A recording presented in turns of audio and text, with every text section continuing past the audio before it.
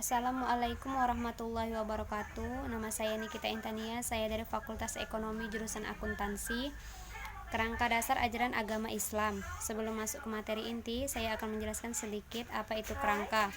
Menurut KBBI, kerangka ialah satu rancangan yang sifatnya mendasar, sedangkan kerangka dasar ajaran agama Islam ialah sesuatu yang mendasari semua nilai-nilai dan konsep yang ada dalam ajaran agama Islam. Kerangka dasar ajaran agama Islam ini meliputi akidah, syariat, dan akhlak. Ketiga ini merupakan satu kesatuan yang tidak dapat dipisahkan satu sama lain, sehingga tiga kerangka ini sering disebut dengan tiga ruang lingkup ajaran agama Islam atau trilogi ajaran Islam. Kalau dikembalikan pada konsep dasarnya, tiga kerangka dasar ajaran agama Islam ini yaitu iman, Islam, ihsan. Ketiga konsep ini menceritakan tentang dialog antara malaikat Jibril dan Nabi Muhammad. Yang pertama ialah tentang iman yang dijawab oleh Nabi Muhammad SAW dengan rukun iman yang keenam, yaitu iman kepada Allah Subhanahu wa taala, iman kepada malaikat-malaikat, iman kepada kitab-kitab Allah, iman kepada rasul-rasulnya, iman kepada hari akhir, dan iman kepada qada dan qadar. Allah berfirman dalam Quran surah An-Nisa ayat 136 yang artinya, "Wahai orang yang beriman, tetaplah beriman kepada Allah Subhanahu wa taala dan rasulnya, dan kepada kitab-kitab yang diturunkan kepada rasulnya, serta kitab yang diturunkan sebelumnya.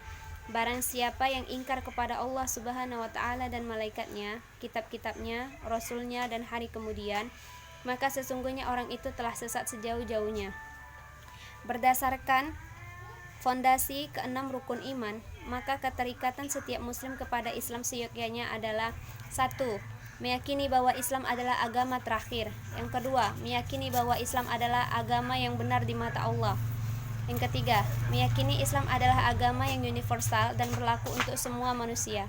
Kemudian Jibril bertanya tentang Islam, dan Nabi Muhammad SAW menjawab dengan lima rukun Islam, yaitu mengucapkan 2 kalimat syahadat, salat 5 waktu, berpuasa di bulan Ramadan, menunaikan zakat, dan naik haji bagi yang mampu. Dan Jibril bertanya lagi tentang konsep ihsan, yang dijawab dengan rukun ihsan, yaitu menyembah atau beribadah kepada Allah Subhanahu wa taala. Harus meyakini bahwa Allah Subhanahu wa taala selalu melihat kita. Lalu mengenai penjelasan ketiga konsep kajian ini akan dijelaskan sebagai berikut. 1. Akidah. Secara etimologis, akidah berarti ikatan, sangkutan, dan keyakinan.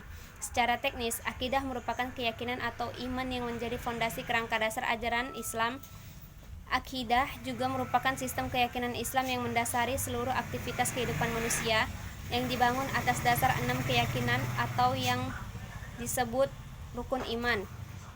Meyakini dan membenarkan dengan hati bahwa Allah Subhanahu wa taala adalah satu-satunya Tuhan, berzikir kepada Allah Subhanahu wa taala, mengerjakan segala perintahnya dan menjauhi larangannya.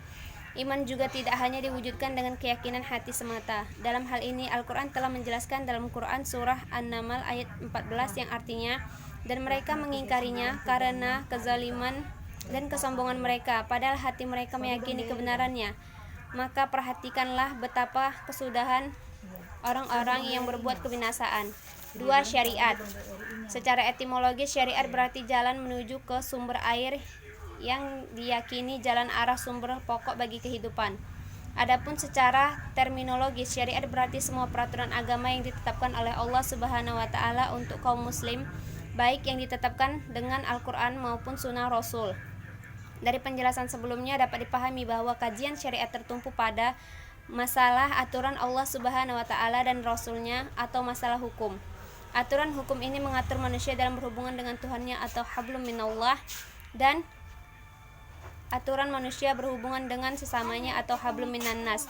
Bentuk hubungan manusia dengan Tuhannya ialah bagaimana kita beribadah kepadanya.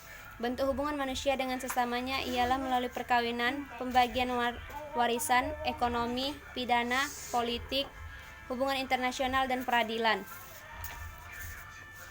Yang ketiga, akhlak.